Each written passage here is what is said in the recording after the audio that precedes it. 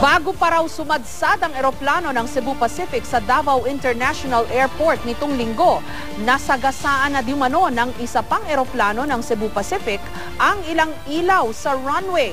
Pero paglilinaw ng pamunuan ng paliparan, hindi ito nakaapekto sa pagsadsad ng pangalawang eroplano. Samantala, plano naman ngayon ng CAAP o ng Civil Aviation Authority of the Philippines na palisensyahan na rin ang iba pang cabin crew bukod sa piloto.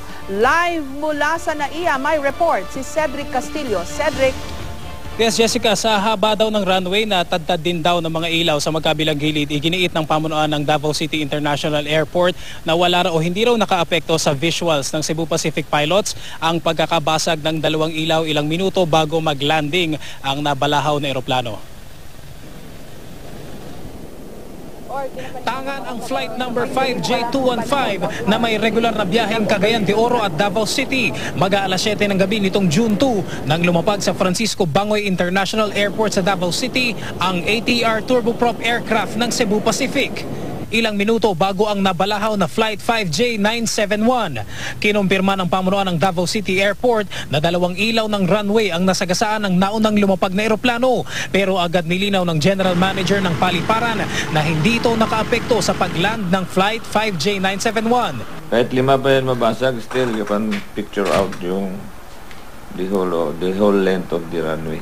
Sa habang 3 kilometro, mayroong tigli 50 ilaw na may pagitang 60 metro bawat isa sa magkabilang gilid ang runway ng International Airport sa Davao City. Hindi nilinaw ng pamunuan nito kung nasa ang bahagi ng runway ang nabasag na mga ilaw. Nawala ang dalawa, you still have 48 and that is enough stretch na nakikita mo na tuwid. The facts of the case must be established. But again, ang expert opinions ng will it affect? Can it affect? Samantala, sa darating na linggo raw nakatakdang dalhin sa Singapore ang black box ng nabalahaw na eroplano para ipa-analyze ang impormasyon mula sa aparato. Plano ngayon ng Civil Aviation Authority of the Philippines o CAAP, hindi na lang piloto ang dapat na may lisensya sa pagpapalipad ng eroplano. Dapat din daw may lisensya ang mga flight attendant at iba pang cabin crew. Ilan sa mga iche-check ay kung marunong silang lumangoy, maglapat ng first aid at mag-asikaso ng nagpapanik na mga pasahero. Yan ay para raw matiyak na pasado sa international standards ang lahat ng cabin crew sa buong bansa. Ang nagtitraining pa rin sa kanila yung airline, but we will have a set of questionnaires or actual demonstration of their capability. Ang Flight Attendants and Stewards Association of the Philippines o FASAP, wala namang problema sa planong ito ng CAAP.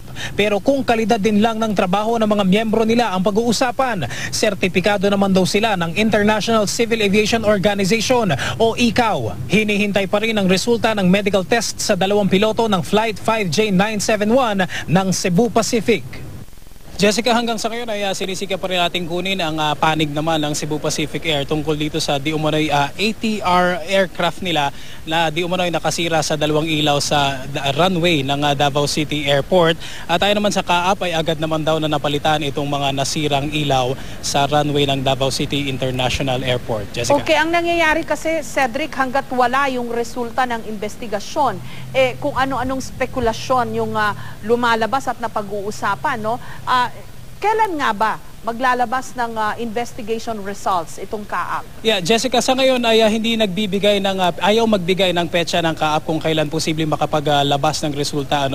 What we know so far is pagdating daw ngayon sa darating na linggo ay itong black box na hawak na ngayon, nasa pangangalaga daw ngayon ng CAAP Investigation Board ay ililipad na papunta sa Singapore at sa Monday daw nakaschedule yung pag-analyze ng impormasyon na laman nito.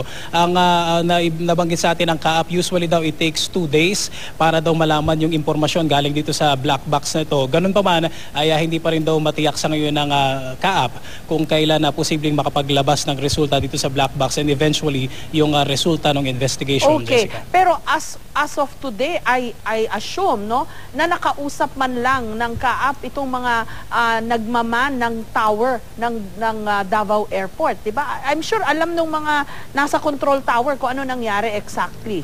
Yeah, Jessica, Jessica, yung mga detalye tungkol dun sa mga nakashift nung Sunday night doon sa control tower ng Davao City, yung mga detalye nung kung nakausap man sila ng kaap ay hindi pa naibibigay sa atin sa pakikipag-usap natin kanina sa kaap. Kanina sinubukan din nating tawagan yung mga empleyado naman, yung mga nakashift doon sa tower sa Davao City Airport, pero yung mga ganyang impormasyon daw ay kailangan i-course through muna doon sa General Manager si Ginoong San Felix sa Davao City Airport, Jessica. Maraming salamat, Cedric Castillo.